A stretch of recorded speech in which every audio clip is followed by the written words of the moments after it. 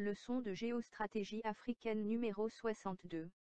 Voici pourquoi toutes les statistiques sur l'Afrique sont fausses. De Jean-Paul Pougala.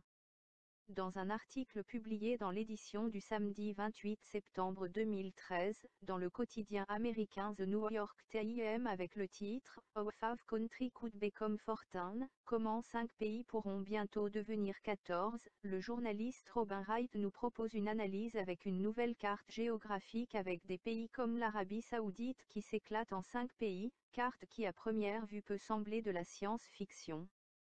Mais lorsqu'on sait que depuis toujours, le maintien du continent africain au plus bas niveau de l'échelle semble la priorité des gouvernants occidentaux, lorsqu'on voit le triomphe que le président américain a manifesté pour avoir réussi à diviser le Soudan en 2 pays, nous sommes dans la réalité douloureuse. Et après l'attaque terroriste d'un supermarché à Nairobi au Kenya par des personnes se revendiquant de l'islamisme radical, on est en droit de se demander si dans un avenir proche, cette stratégie des guerres de religion pour déstabiliser l'Afrique, au fond ne vise pas à faire passer les 54 pays africains d'aujourd'hui à 150 pays, plus fragiles, plus pauvres et donc, plus corvéables. Pour y arriver, on est passé par des dizaines d'années de mensonges sur l'Afrique, de publications récurrentes de fausses statistiques, toutes orientées à saper le moral des Africains et leur rappeler au quotidien qu'ils ne valent rien et qu'il n'y a pas d'autre solution à leurs problèmes individuels que de fuir le continent, laissant ainsi le champ libre à toutes les forces tapies dans l'ombre qui veulent mettre la main sur 30 millions de kilomètres carrés de sous-sol africain, sans rencontrer de forte résistance. Mais comment peut-on fabriquer de fausses statistiques officielles? C'est le thème de cette leçon.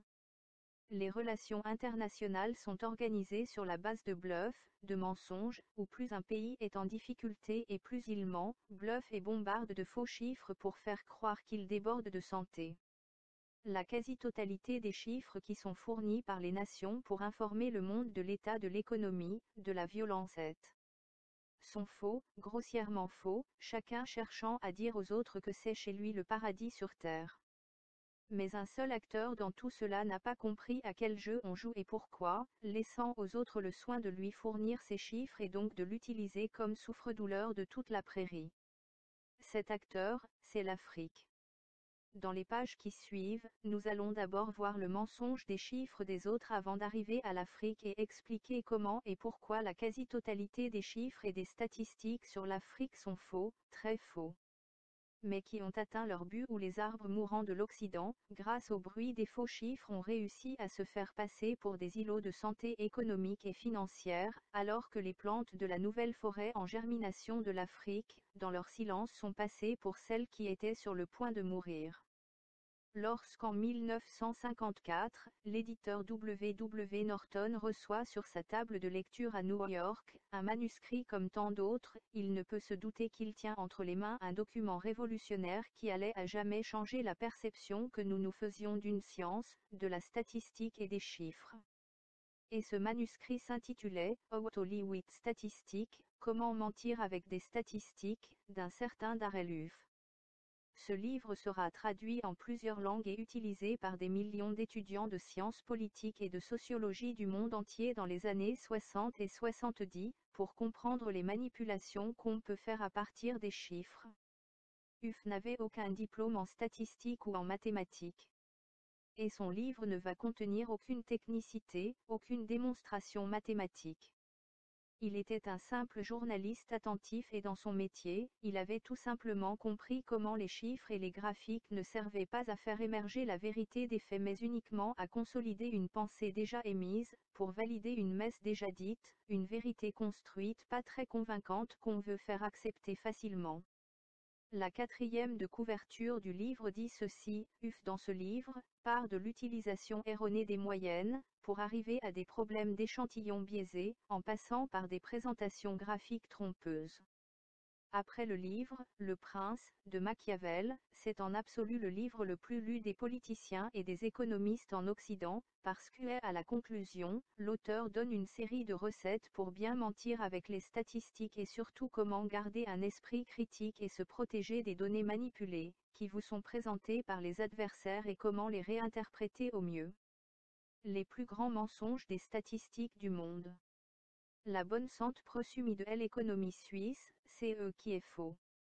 Pour dire que la Suisse est la meilleure économie de toute l'Europe, on cite son taux de chômage qui est aux environs de 2 à 3%, alors que la moyenne européenne est de 10,5%, c'est-à-dire que la Suisse a 5 fois moins de chômeurs que les autres pays européens. Mais ce que ces informations ne disent pas est que nous sommes en train d'additionner les bananes avec les macabos et pour ensuite soustraire les maniocs. Ce qui est pour le moins déraisonné. Cela n'a pas de sens. Le mot chômeur n'a pas la même signification en Suisse que chez ses voisins. Afin d'avoir les chiffres toujours bien en ordre de son chômage aussi bas, les politiciens suisses ont bien pris la peine de mettre sur pied une armada de stratégies qui ne visent pas à connaître la vérité sur la situation du chômage en Suisse, mais plutôt pour confirmer les bons chiffres que ces politiciens doivent ensuite utiliser pour convaincre le peuple d'avoir à sa tête les meilleurs dirigeants de la planète. Et en quoi ça consiste ? En lisant attentivement le rapport sur le chômage en Suisse, que fait chaque mois le secrétariat d'État à l'économie, SECO, on constate qu'il ne prend en considération que les personnes inscrites au bureau du chômage appelés ici les offices de placement, ORP. Si pour les politiciens suisses, la totalité des chômeurs ne sont que ceux inscrits à l'ORP, on doit donc supposer que tous les chômeurs suisses s'inscrivent à cette institution. Bien sûr que non. On est donc sidéré de constater qu'en Suisse, pour être pris en compte dans les statistiques du chômage, il y a des conditions plutôt strictes. Vous ne devez pas être bénéficiaire des aides sociales, même si vous croupissez dans 3 ans de misère sans emploi. Vous ne devez pas être un invalide partiel, et si votre conjoint est un invalide, vous n'êtes plus comptabilisé sur la liste des chômeurs, même si toutes vos demandes d'emploi sont restées sans réponse positive depuis des années. Si vous vous êtes désinscrit ou n'avez jamais été inscrit à l'ORP, vous n'intéressez point les statistiques suisses. Pire, si vous ne touchez plus d'indemnité chômage parce que vous avez trop duré au chômage, vous êtes purement et simplement rayé des statistiques suisses sur le chômage. Parce qu'un chômeur de longue durée a forcément quelque chose à se reprocher. Et les frontaliers ? Tous les frontaliers qui perdent leurs emplois en Suisse devraient être un indicateur de comment fonctionne l'économie du pays. Eh bien non, lorsque l'armée de frontaliers perd son travail en Suisse, ils ne sont pas comptabilisés, afin d'éviter de faire ressortir une Suisse avec des problèmes similaires à ses voisins. Mais à qui profitent ces statistiques truquées en Suisse ? La réponse nous vient de l'activiste d'extrême gauche, Mauro Pereira Bento, publié dans la revue Europe solidaire sans frontières, du 26 avril 2012, qui le justifie ainsi, d'une part au Conseil fédéral et à son fidèle vassal, le SECO, qui à chaque présentation insiste sur la bonne santé de l'économie suisse et sur le fait que la crise mondiale ne touche pas le pays. Ces magnifiques statistiques leur donnent toute latitude pour persister dans leur immobilisme dans la refonte du droit suisse du travail. Droit ultralibéral est clairement du côté des employeurs. D'autre part aux employeurs pour qui on met à disposition une réserve, cachée en plus de main-d'œuvre de laquelle ils se servent allègrement pour continuer à accroître la pression sur les conditions de travail et sur les salaires des employés en place. Le Conseil fédéral prévoit par ailleurs d'augmenter cette réserve, comme si elle n'était pas encore suffisante, de 12 500 personnes avec la suppression des rentes et, dans le cadre de la 6e révision B, de cette loi. Pour comprendre les propos de cet activiste, il faut tout d'abord revenir au modèle politique suisse où il n'existe pas d'opposition. À la fin des élections, ce sont les gagnants et les perdants qui forment tout le gouvernement du pays. Cela s'appelle le « compromis suisse ». L'objectif affiché est de ne laisser en marge aucun parti politique qui pourrait être instrumentalisé par les 3 pays voisins, France, Allemagne et Italie pour déstabiliser le pays à la recherche de la caisse, de l'argent du monde que la Suisse garde. Le revers de la médaille est que c'est donc tous ensemble que les politiciens se mettent d'accord pour mentir à la population, sans aucune possibilité de désaccord ou de fuite dans la presse. Le citoyen suisse est toujours cajolé de ses bons chiffres au niveau du chômage, mais aussi dans bien d'autres domaines, mais qui ne sont au fond que du maquillage des chiffres pour répondre à une exigence politique de susciter l'adhésion de tout un pays à toutes les décisions politiques des hommes et femmes au pouvoir. Les politiciens suisses sont peut-être moins médiocres que ceux des pays voisins, mais n'empêche qu'ils sont eux aussi constamment à la recherche de boucs émissaires ou d'écrans de fumée pour continuer de détourner l'attention de la population des maux qui fâchent et dont ils sont incapables de cogiter des solutions efficaces et durables. La Suisse vit une très grave crise même d'identité au cœur d'une Europe en proie aux problèmes financiers et sociaux et qui veulent tous sa disparition comme nation. Et au lieu de s'attaquer à cela, les politiciens passent leur temps à rafistoler des statistiques truquées. Voici ce que j'écrivais à propos, en 2009 dans le quotidien suisse, La Tribune de Genève, au lendemain du vote du référendum pour l'interdiction des minarets du 29 novembre 2009. Dans 6 mois ou 2 ans, qu'est-ce que le résultat du référendum aura changé dans la vie habituelle des habitants de ce pays, qu'ils soient laïcs ou croyants? Rien. Et on n'a pas besoin d'être un spécialiste pour le prévoir. Il ne se passera rien tout simplement parce que le type de problème qui afflige la Suisse en ce début du XXe siècle n'est pas d'être pour ou contre les minarets.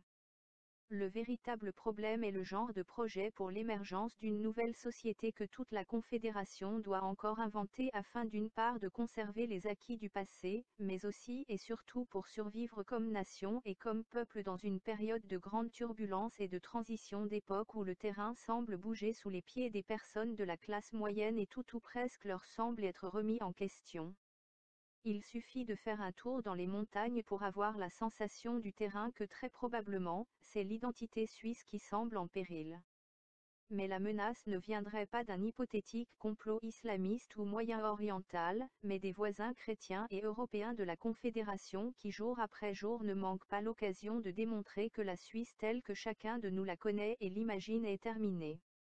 L'année 2009 a été fertile en événements pour la Suisse. Après la crise que nous pouvons baptiser comme l'affaire UBS, le président français Nicolas Sarkozy est venu à la charge avec la fameuse liste grise des paradis fiscaux. Ensuite, c'est la chancelière allemande Merkel qui a tiré les coups de ce monstre.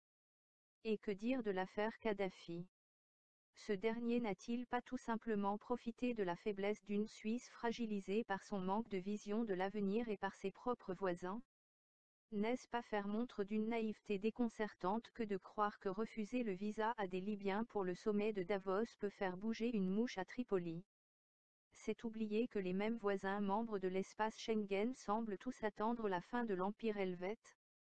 Comment expliquer sinon qu'au même moment où les autorités suisses se succédaient à Tripoli pour subir l'énième humiliation, toute la classe politique depuis le président du Conseil italien Berlusconi au ministre des Affaires étrangères de la péninsule italienne, mais aussi le ministre de l'Intérieur, allait à Tripoli pour un pèlerinage d'un autre genre pour jubiler avec le pays frère et l'ami Kadhafi, des jalons à peine posés pour les lendemains meilleurs.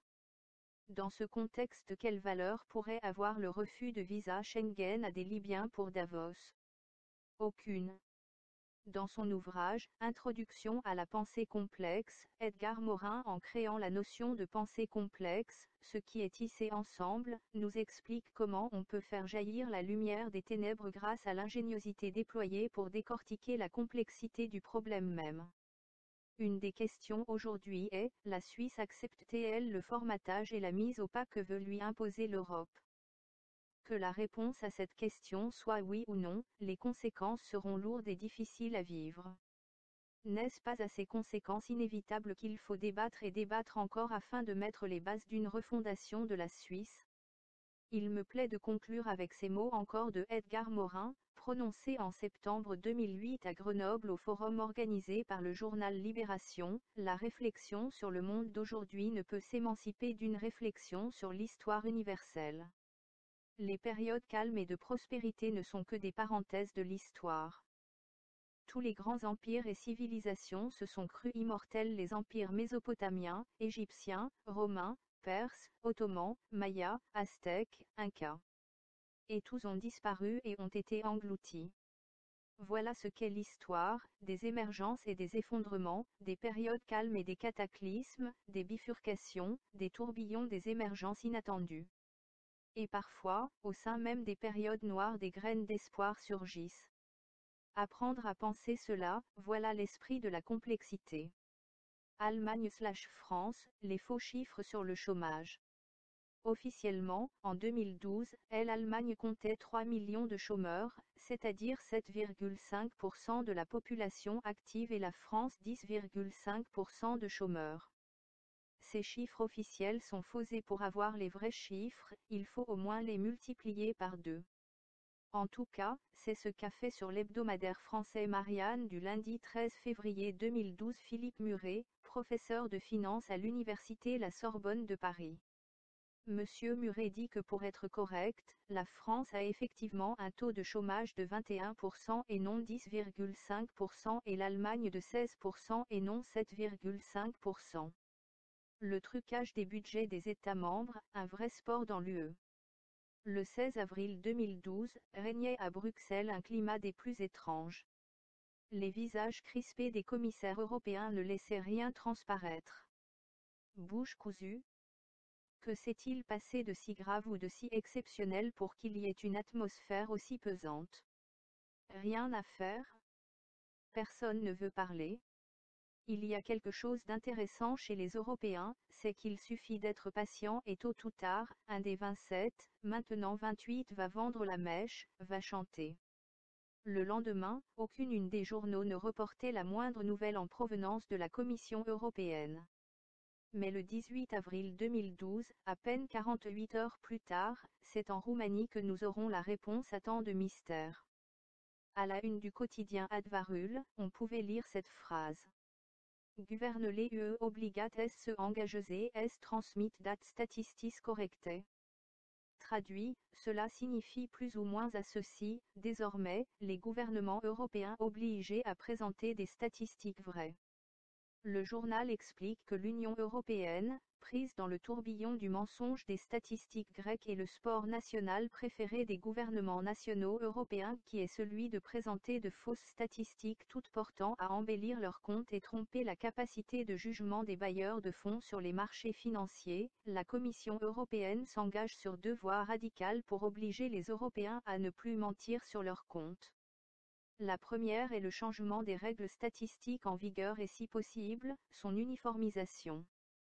Aujourd'hui dans les 28 pays de l'UE, il existe 28 règles statistiques différentes, chacun créant ce qui l'arrange le plus en fonction du meilleur score qu'il veut afficher aux bailleurs de fonds. La deuxième voie encore plus humiliante est que la nomination des agences nationales de statistiques ne soit plus faite sur base politique.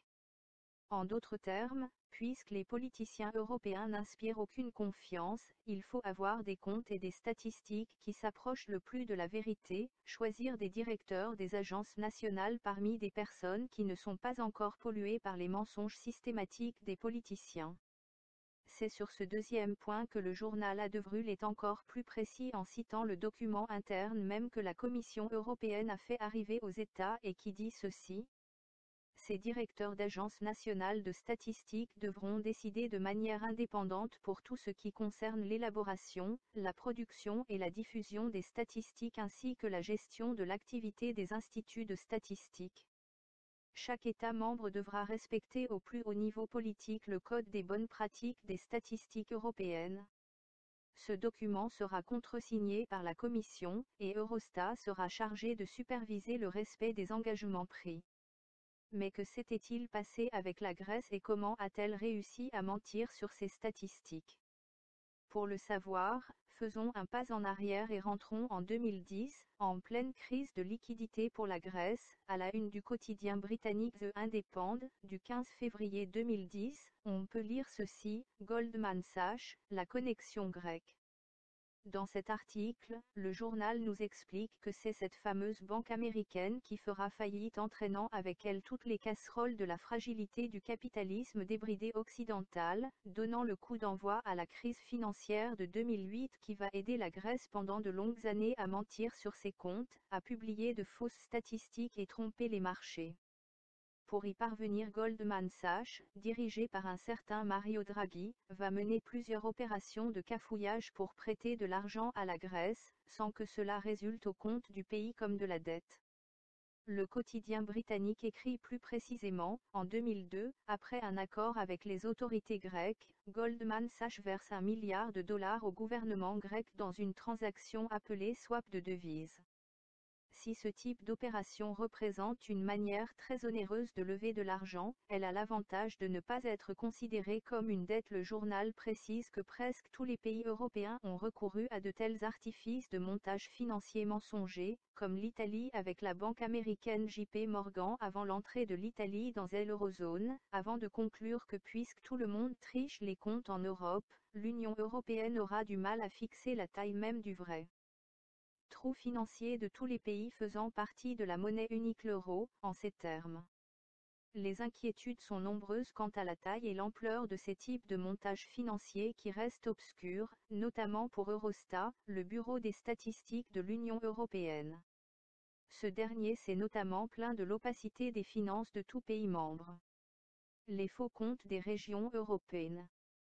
Le suffrage universel étant basé sur un catalogue de mensonges et très souvent, gagne les élections celui qui est capable d'inventer le plus gros mensonge. En Europe, ce ne sont pas seulement les pays qui truquent les bilans, falsifient les comptes, publient les chiffres mensongers pour sembler le paradis sur terre et mieux berner leur population. Depuis quelques années, même les régions et les communes s'y sont mises. Un exemple très édifiant nous est fourni par l'agence italienne d'information ANSA dans sa dépêche du 26 octobre 2006 avec le titre Sanità, Marazzo, Bucco-Lasciato da Centrodestra, Ereditati 10 MLD debito. Traduit, Santé, le nouveau président de la région de Lazio, Marazzo, dit que le parti de droite lui a laissé un trou financier, une ardoise de 10 milliards d'euros seulement pour le système sanitaire de la région. De quoi s'agit-il? En 2005, après 5 ans de pouvoir de 2000 à 2005 à la tête de la région de Lazio, c'est-à-dire à Rome, le parti de droite de Silvio Berlusconi raconte en campagne électorale qu'il avait assaini les comptes de la région et que par exemple, dans la caisse des hôpitaux, ils avaient même réussi à créer des excédents. Le parti du Cavaliere avait même inventé un slogan pseudonyme pour appeler son parti, c'était le surnom de Partito del Buon Governo, parti de la bonne gouvernance.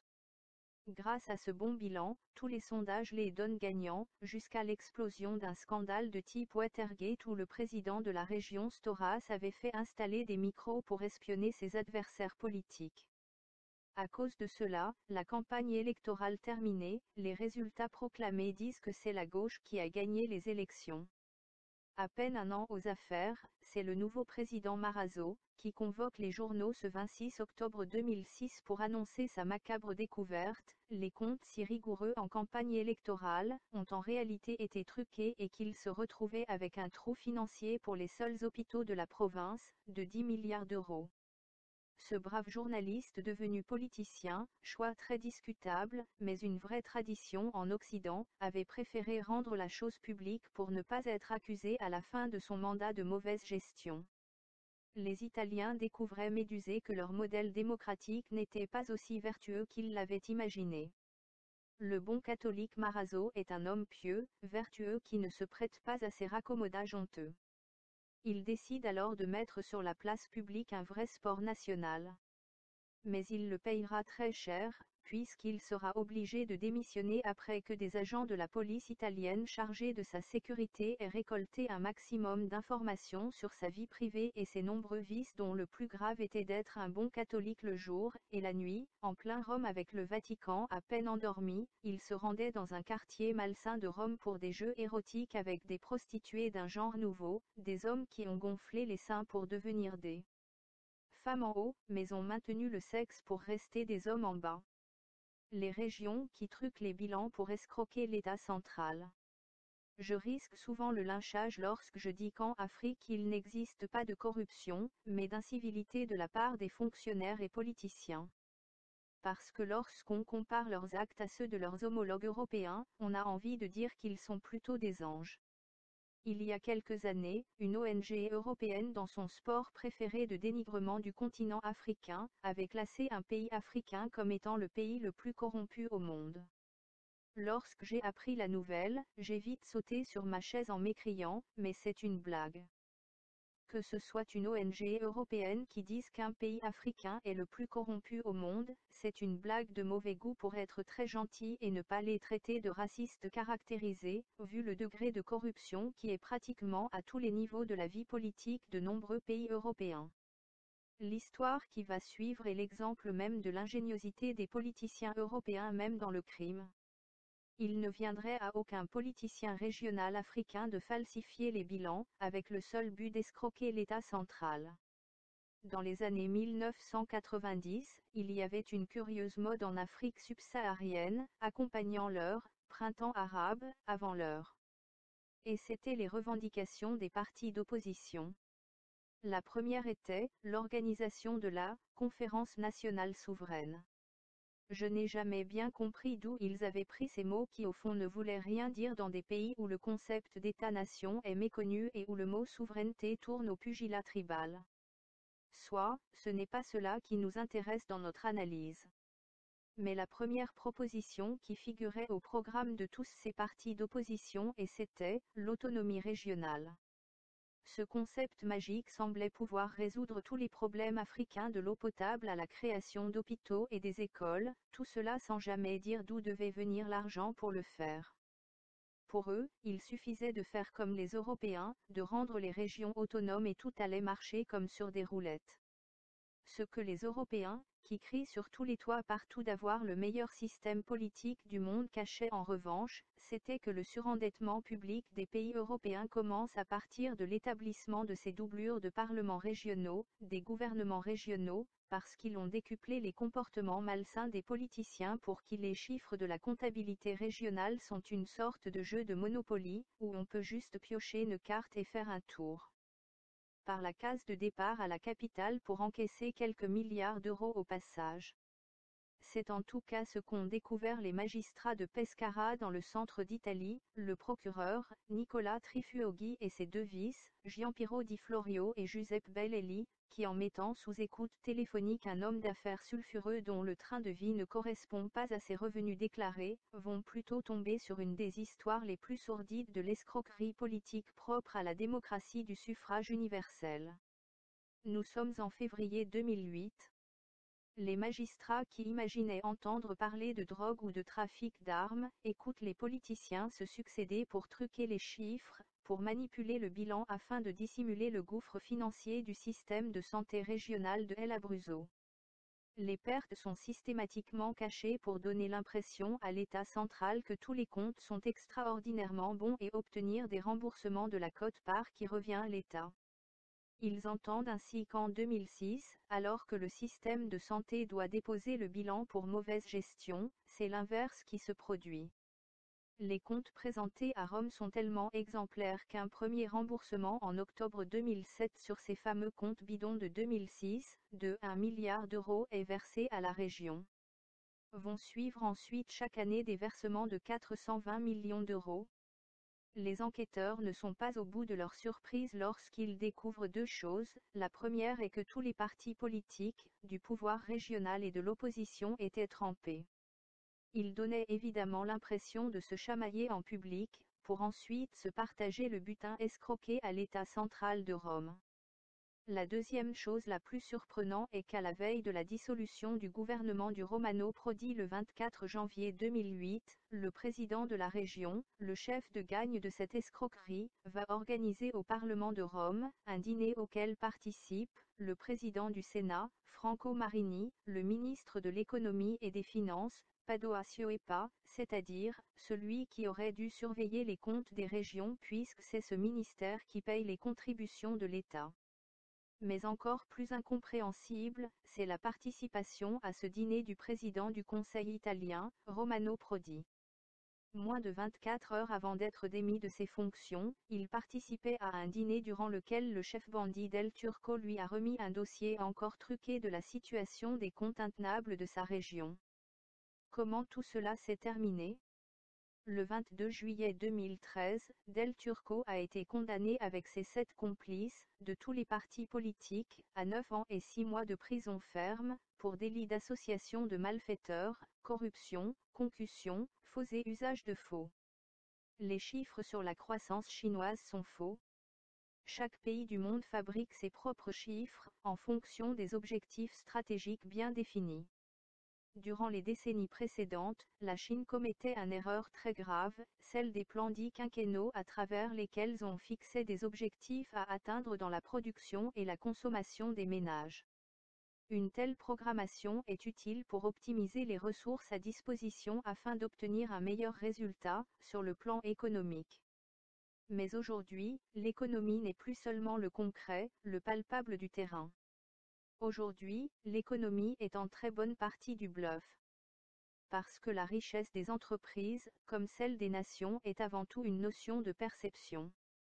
Une entreprise vaudra 100 et non 10, pas parce qu'elle vaut 100, mais parce que je crois qu'elle vaut 100. Le 17 juillet 2013 dernier, Madame Anne Stephenson Yang, fondatrice J-Capital Research basée à Pékin, est invitée à une conférence organisée par The Economist Intelligence Unie à Sydney en Australie. Elle révèle alors que les chiffres sur la croissance chinoise que tous les investisseurs des banques du monde attendent anxieusement, sont tout faux. Elle affirme qu'en Chine, il n'existe pas de statistiques sur la croissance, mais plutôt des objectifs de croissance que l'État se fixe et que par un jeu de passe-passe on fait passer pour le résultat des statistiques. Ce qui est faux. Elle dit plus exactement ceci. China SGDP Growth Target Institut sénégalais de normalisation T generated by the statistic are generated by the target it as a political system. En d'autres termes, les chiffres de la croissance chinoise font partie de la stratégie politique du pays et non d'un quelconque prélèvement sur le terrain de données. Elle va enfoncer le clou pour dire ceci. Actual Chinese consumption growth are stagnant or shrinking despite official statistics saying it is growing by more than 10% a year. By many standards you could say that China is actually not growing at all. C'est-à-dire que les statistiques officielles chinoises disent que la croissance chinoise est de 10%. Mais en réalité, pour être plus réaliste, elle est de 0%. Mais pour un Africain, l'important n'est pas de faire du commérage contre la Chine pour raconter qu'elle se comporte comme les autres pays occidentaux en truquant ses comptes pour les glorifier. L'important est pour nous de comprendre pourquoi. Pourquoi la grande Chine a-t-elle besoin de mentir sur ses statistiques? Sur ses prévisions de croissance? La réponse est très simple et risque de surprendre plus d'un. C'est parce qu'elle a besoin d'attirer des investisseurs étrangers toujours nombreux à mettre leur argent dans l'économie chinoise. Si vous dites à quelqu'un que votre pays va mal, plus personne ne voudra y risquer son argent. Dire que la croissance chinoise est à 2 chiffres a eu l'effet escompté par les dirigeants, de voir pleuvoir des milliards de dollars de capital que chacun voulait y mettre pour profiter de la rente de 1,3 milliard de consommateurs. Comme bluff, c'est un coup de maître. Tous sont tombés dans le panneau et pendant les années. Ensuite cette croissance est vraiment arrivée, mais après le bluff et grâce au bluff. À l'inverse, lorsque ce sont les Africains eux-mêmes à continuer à chanter partout que l'Afrique est pauvre, ils ne savent pas qu'ils contribuent à faire fuir tout potentiel investissement et du coup, ceux qui viennent sont des rentiers, des mafieux qui souvent pèsent financièrement plus lourd que les États eux-mêmes. Comment tous les chiffres sur l'Afrique sont faux? Nous venons de voir que dans l'ensemble, les chiffres et les statistiques fournis par la quasi-totalité des pays dans le monde sont faux. Et ils ont quelque chose en commun, c'est d'embellir les situations économiques, souvent catastrophiques. Il existe une manière encore plus discrète de rendre ces chiffres encore plus fabuleux. C'est de trouver un souffre-douleur, un boutoukou, un mougou, un belge, comme on le dit dans le milieu de la finance à Wall Street, un pigeon qui ne pige rien à qui on va attribuer des chiffres tout aussi faux, mais à l'inverse. Pour comprendre comment les chiffres des statistiques ne correspondent à rien du tout, posons 2 questions très simples pour l'année 2011. 1. Quels sont les 10 pays les plus riches du monde? 2. Quels sont les 10 pays les plus pauvres du monde? Pour être certain que nous n'allons pas demander à des communistes de la Corée du Nord et l'autre à la Suisse, avec des réponses contradictoires, posons ces questions à 3 organismes dans la même ville, Washington. et ces organismes sont la Banque mondiale, BM, le Fonds monétaire international, FMI, et la Confédération internationale de l'agriculture avec son fameux World Factbook. Le World Factbook est une sorte d'almanach que le Centre pour l'espionnage extérieur américain, la Confédération internationale de l'agriculture publie chaque année en présentant pour chaque pays la situation politique, économique et militaire. À la première question, ces trois organismes n'arrivent pas à se mettre d'accord.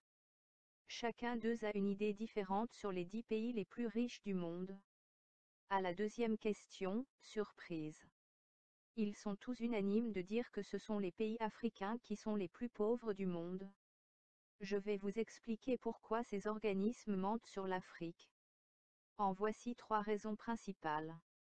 Source des données. Dans la réponse à la première question, les données sont fournies par chacun des pays. Alors que ces organismes ne prennent jamais au sérieux les chiffres communiqués par les pays africains. Ils fabriquent alors dans leur cuisine de Washington, par supposition et extrapolation, les chiffres sur l'Afrique. Incohérence des faits, les pays dits riches sont ceux qui disposent de toutes les institutions possibles pour traquer les différentes opérations qui vont rentrer dans le calcul du PIB. Alors qu'en Afrique, le manque de ressources fait souvent qu'il n'existe même pas le département de statistique dans certains pays. La conséquence logique aurait donc été que ces 3 organismes soient d'accord entre eux pour déterminer les pays les plus riches et être divergents là où les chiffres font défaut justement. Or on constate plutôt que c'est le contraire qui se passe sous nos yeux, sans que quelqu'un puisse s'indigner d'un tel mensonge brut, mal agencé et trop évident.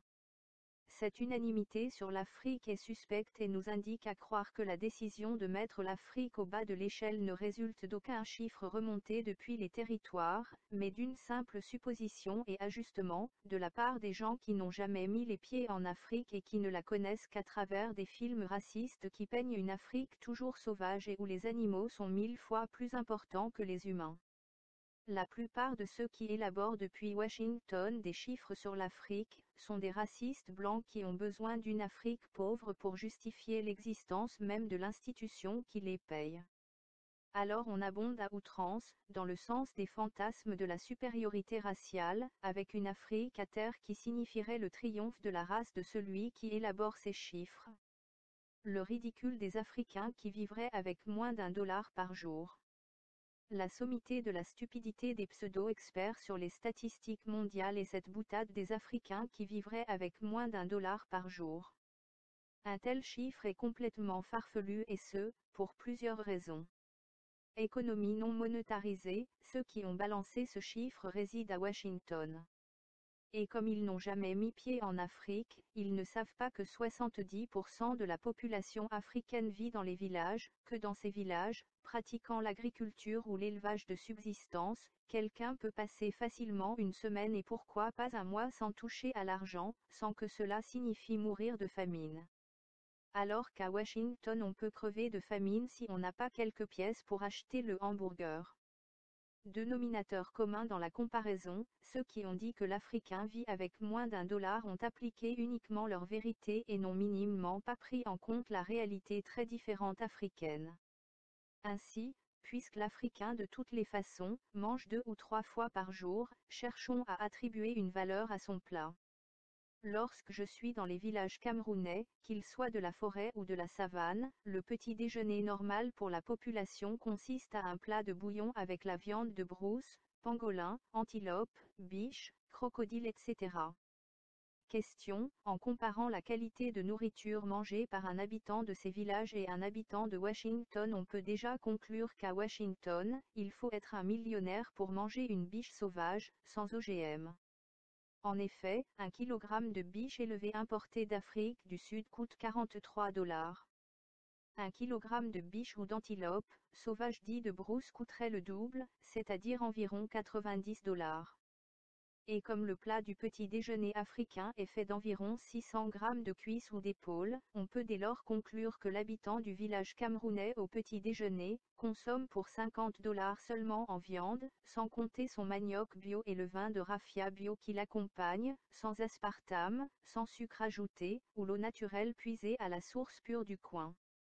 Au même moment, l'habitant moyen de Washington a pris son petit déjeuner avec un menu hamburger dans une restauration rapide, avec une viande, qui est hachée, écrasée, comme si on n'avait pas de dents, pour la seule vraie raison de ne pas révéler qu'il ne s'agit que des déchets de viande, des graisses qui auraient dû partir à la poubelle, si c'était en Afrique. Sur la base de ce dénominateur commun de la valeur et de la qualité des aliments qui sont digérés par un Américain et un Camerounais, on peut dire que le premier mange des déchets de nourriture pour 5 $ au petit déjeuner alors que le Camerounais mange pour 50 $ d'une nourriture bien genuine. C'est-à-dire, 10 fois plus cher. Question, qui est le pauvre entre celui qui mange les déchets de viande et l'autre qui mange de la viande sauvage de premier choix? La qualité de la vie, est-il mieux d'avoir les meilleurs médecins du monde et vivre dans un endroit pourri pour travailler toute sa vie pour payer ses médecins pour nous ramener à l'équilibre ou bien de vivre dans un endroit où il n'y a aucun médecin, aucun hôpital, mais en échange, aucune pollution, aucun stress, aucune contamination alimentaire? Est-il mieux de vivre entouré de milliers de dentistes avec une alimentation aussi pauvre qui fait pousser les dents de toutes les parts et on est obligé de s'endetter pour payer ces dentistes pour corriger la nature polluée par les humains?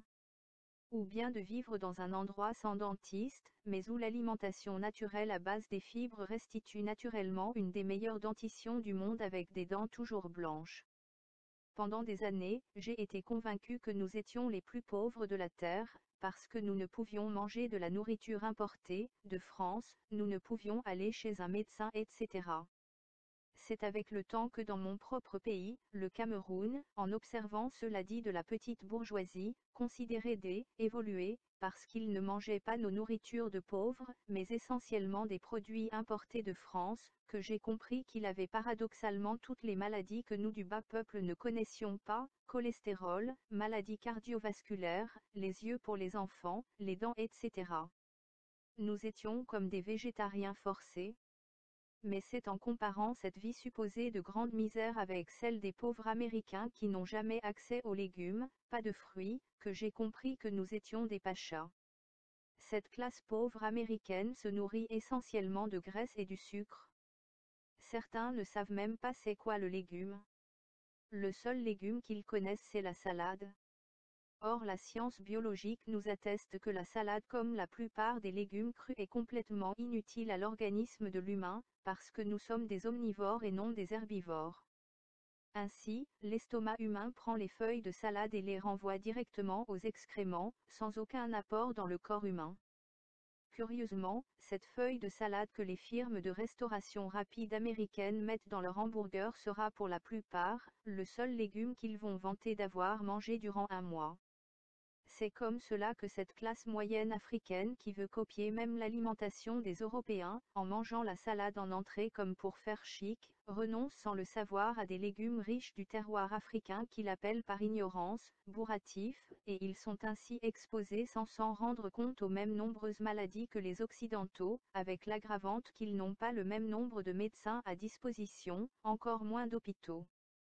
Certains sont allés même jusqu'à renoncer à l'huile de palme, principale source de vitamine A et D depuis des siècles en Afrique. Et le plus curieux de toute cette histoire est que c'est sur eux et uniquement sur eux que les pseudo-experts de Washington vont baser toutes les statistiques en extrapolant les données à la population totale, alors que dans l'ensemble, les autres sont plus en santé qu'eux, même sans hôpital. Cette majorité paysanne meurt plus à cause de la malaria que de la crise cardiaque ou de l'asthme. L'espace, il est curieux de se rendre compte que l'Africain qui est supposé vivre avec moins d'$1 par jour, dispose d'un espace vital 10 fois supérieur à l'Américain moyen. En Afrique, il y a un mot pour désigner les maisons exiguës en Occident, les boîtes de sardines. C'est tout simplement pathétique de savoir que les 70% des Africains qui vivent dans les villages et qu'on définit comme les plus miséreux au monde ont une richesse qui n'est jamais comptabilisée dans les $1 par les pseudo-experts de Washington et c'est l'espace à leur disposition, c'est l'espace de vie. S'ils ne pèsent pas 200 kg, ce n'est pas parce qu'ils ne mangent pas assez, mais bien parce qu'ils marchent beaucoup et pour marcher, il faut avoir une surface conséquente à disposition, il faut avoir un grand espace, ce que les autres qui vivent avec plus de $5 n'ont pas. Lumière, les Africains ne savent pas mais la lumière est une richesse. elle est si présente partout en Afrique qu'on oublie même qu'il y a des peuples qui n'en ont pas suffisamment, surtout en Occident, surtout en hiver. Et pour savoir que la lumière est une richesse, il faut remonter à l'empereur romain Jules César né le 13 juillet de l'an 100 avant notre ère et mort probablement le 15 mars 44 de notre ère. C'est l'empereur romain, bête noire des chrétiens, parce que c'est celui dont les documents historiques retraçant son règne, supposé être celui sous lequel naît Jésus, ne donnent aucune trace de l'existence tout au moins jusqu'en l'an 44 de notre ère d'un monsieur appelé Jésus. C'est ce qui fera dire au pape Benoît XVI dans le 2e tome de son livre, Jésus de Nazareth, qu'on s'est trompé sur l'âge de Jésus. Et selon vous de combien d'années? De 44 ans bien sûr. Revenons à Jules César dont nous savons presque tout. C'était un écrivain, un penseur très futé, avant d'être politicien. Il est le premier à donner une valeur économique à la lumière, tout au moins, à celle qui entre dans la maison. Il va ainsi créer un impôt qu'il appelle « ostiarium », pour taxer les portes et les fenêtres en fonction de leur grandeur et de leur nombre dans une maison. Pour Jules César, la richesse d'un citoyen se reconnaît et se mesure en fonction de la quantité de lumière qui entre chez lui. C'est le tout premier impôt sur le revenu. Le revenu symbolisé par les fenêtres et les portes. Au XVIIe siècle, juste après la fin du Moyen Âge, ce sont les Britanniques qui vont pour la première fois apporter un correctif à l'impôt de Jules César et dire qu'une porte ne peut pas être considérée comme une richesse car on est quand même obligé de rentrer chez soi et surtout que de la porte n'entre pas beaucoup de lumière. Le roi Guillaume III en 1696 va introduire l'impôt sur la fortune tout simplement en se basant sur la quantité de lumière qui entre dans une maison à travers ses fenêtres, parce que si vous habitez à 9 mètres d'eux, il est évident que vous ne serez pas préoccupé d'y mettre 4 fenêtres. Parce que plus vous êtes pauvre, moins vous vous préoccupez de la lumière qui entre dans votre maison et plus vous êtes riche et plus cela devient une exigence, une priorité avoir de la lumière à la maison. Cet impôt sera progressivement introduit dans plusieurs pays européens. Par exemple, en France, c'est à partir de la Révolution française qu'on va instaurer cet impôt qui va créer comme conséquence immédiate une spécificité française, les toilettes sans fenêtre. Si dans toute l'Europe, les toilettes sont avec le salon la pièce la plus aérée, en France, c'est encore de nos jours la pièce où la lumière n'entre pas, et donc, pas d'oxygène. Une autre conséquence ce sont les toits au-dessus desquels il y a des ouvertures pour l'aération, parce que ce genre d'ouverture n'étant pas une vraie fenêtre, pouvait laisser passer la lumière sans être prise en compte par l'administration fiscale. Le Royaume-Uni va abolir cet impôt en 1851, en France en 1926 et dans tous les autres pays européens, sur la pression des médecins qui avaient constaté l'apparition du rachitisme, parce que sans lumière, pas de vitamine D et sans vitamine D, pas de croissance. L'Afrique a une richesse qui n'est pas prise en compte par les spécialistes des statistiques. Le plus ridicule de tout ça est lorsque certains Africains vont copier la France et le Royaume-Uni jusqu'à leurs bêtises comme les toilettes sans fenêtre un peu partout en Afrique francophone. C'est-à-dire qu'on est à tel point manipulé qu'on renonce volontiers à une richesse qu'on a, la lumière. Mais pourquoi ces mensonges sur les statistiques africaines? La réponse la plus cruelle est dite par Alexandre Delalguet, professeur d'économie à Saint-Cyr dans un article publié le 13 janvier 2013 avec le titre aussi évocateur « L'Afrique va mieux qu'on ne le pense », il explique pourquoi on continue de raconter des mensonges sur l'Afrique. Dans un chapitre intitulé « Ce que nous croyons savoir est faux », il écrit : tous les discours tenus sur l'Afrique sont fondés sur des données statistiques totalement fausses. Cette illusion perdure parce qu'elle arrange beaucoup de monde. Les économistes occidentaux du développement, qui ont passé leur carrière à analyser les différences de parcours et expliquer le sous-développement africain, n'ont pas tellement envie de reconnaître que tous leurs travaux n'ont été en fait que du commentaire de bruit statistique. Les gouvernements bénéficiaires de l'aide internationale n'ont pas tellement envie de reconnaître que leur pays est plus prospère qu'on le croyait, car cela risquerait de réduire des flux d'aide importants pour le budget de l'État. Les organismes donateurs n'ont pas très envie de reconnaître que leurs décisions d'allocation de l'aide internationale ont été fondées sur des statistiques totalement fausses.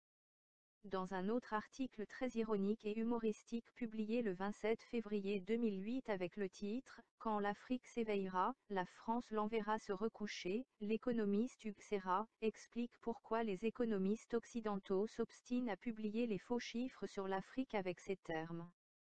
On aimait bien les Chinois lorsqu'ils étaient pauvres. Mais ces irresponsables se sont enrichis.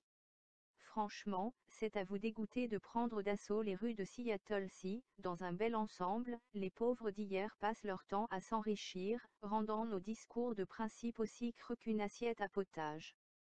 Il nous reste pourtant, et c'est assez réconfortant face à tant de désespérance tiers-mondiste, l'Afrique et ses difficultés chroniques, traversée de conflits ethniques, précarée de nos multinationales et de nos organisateurs de rallyes automobiles, écrasée par les pandémies, brisée par la désertification, le continent noir reste indéfectiblement fidèle à notre vision de la pauvreté méritante, une pauvreté présumée exogène, western made, naturellement entretenue par notre égoïsme de nantis.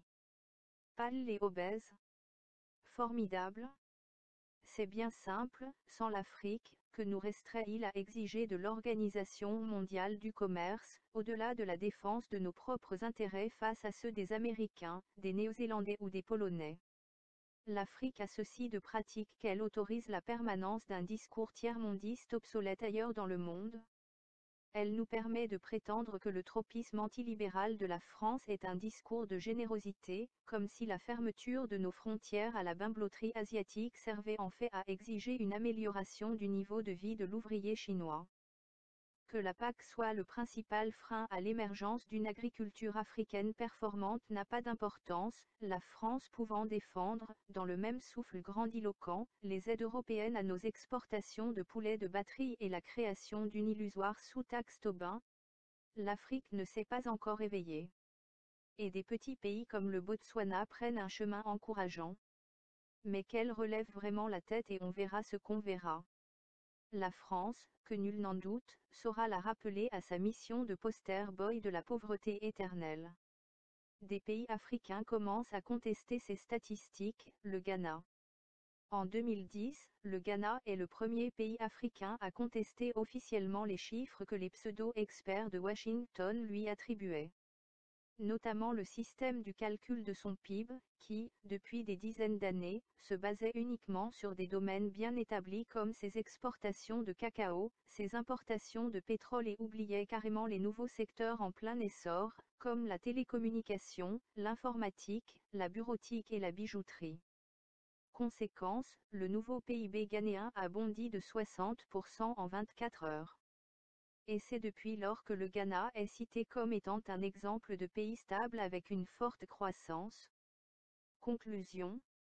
Est-ce qu'en corrigeant ces faux chiffres des statistiques sur l'Afrique, on peut dire que tout va bien sur le continent? Bien sûr que non. Sur le plan des vraies statistiques, l'Afrique va plutôt très bien. Mais sur le plan général, les populations ne ressentent pas les fruits de cette évolution, de cette croissance. Parce que la structure économique de l'Afrique est la copie grossière du capitalisme primaire avec ses dérives et toute son inégalité sociale. Ainsi, le fruit de la croissance est confisqué par une poignée d'individus qui arrivent dans de nombreux pays à constituer de vrais cartels empêchant l'éclosion de nouvelles fortunes. Quelle solution à ce déséquilibre qui s'amplifie toujours plus? Comment réussir une plus grande redistribution des fruits de la croissance africaine pour sortir le plus grand nombre de nos populations de la misère? Les réponses à ces deux questions passent par le complet changement de la composition des nouvelles classes sociales. Une des principales conséquences de l'occupation coloniale avec l'obligation pour les nationaux de ne gagner leur vie qu'à la dépendance d'un patron blanc, c'est-à-dire l'interdiction aux nationaux d'exercer des activités autonomes, indépendantes et être leurs propres patrons, a fait des Africains, des éternels salariés. La quasi-totalité des Africains qui font des études supérieures pensent par erreur que leur réussite professionnelle dans la vie passera forcément par la chance de décrocher un bon poste comme haut fonctionnaire ou comme cadre dans une entreprise multinationale. Ce qu'ils ne savent pas, c'est qu'aucun salarié ne s'enrichit. Lorsqu'on regarde le classement des millionnaires américains, le détail sur leur vie nous révèle ensuite que 70% sont faits des gens qui se sont battus en créant leurs propres entreprises, souvent en partant de rien, alors que les restants 30% sont des personnes ayant hérité de grandes fortunes. Dans ce chiffre, il n'y a aucun salarié.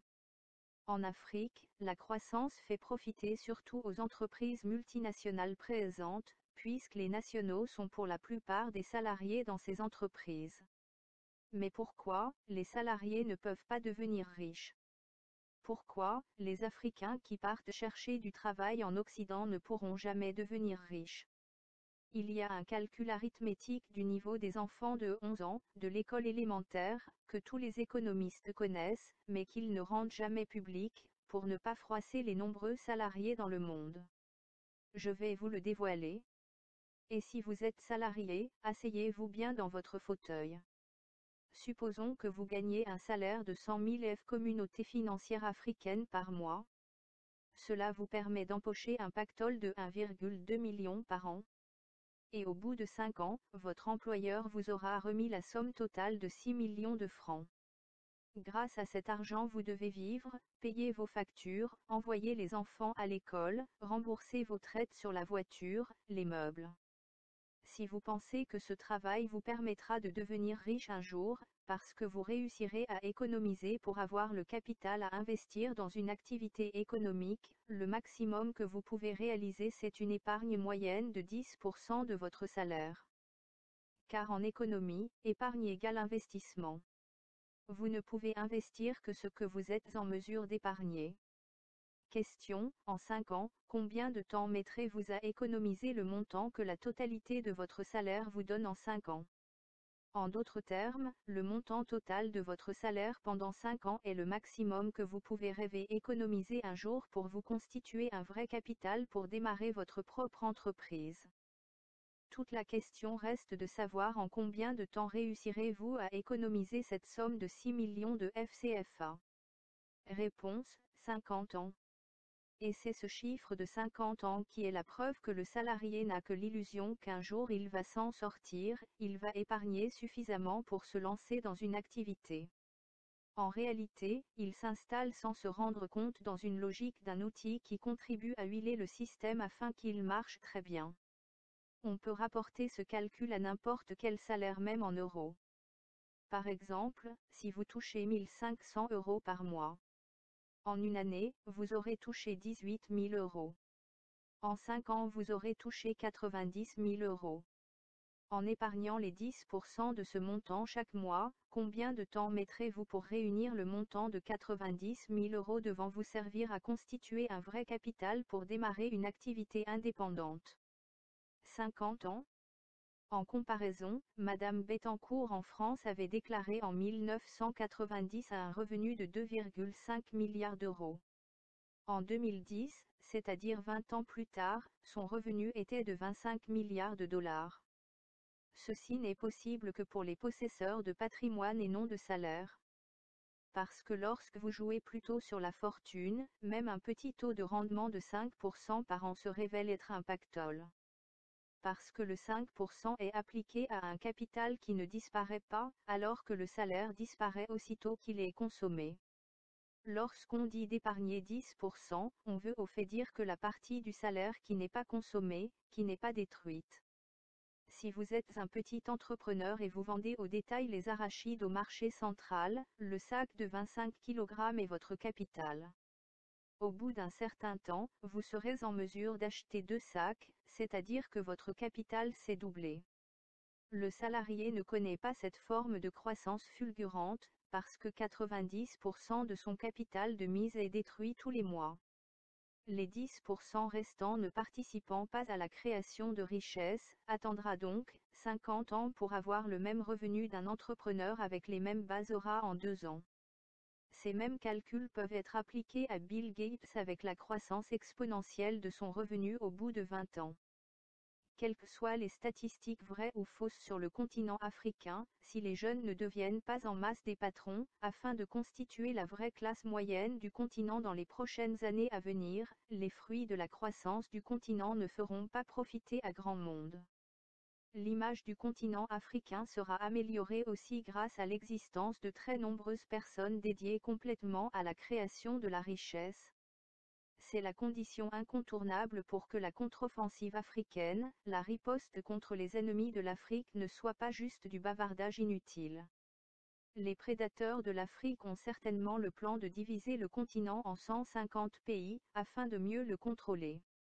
Après la phase du conditionnement psychologique avec l'aide des faux chiffres tout négatifs sur l'Afrique, on est passé à la phase 2, utiliser la religion pour déstabiliser ces pays, avant de les diviser ensuite en républiques confessionnelles où chacun aurait son cerveau plus occupé à lire et relire un seul livre, le Coran ou la Bible.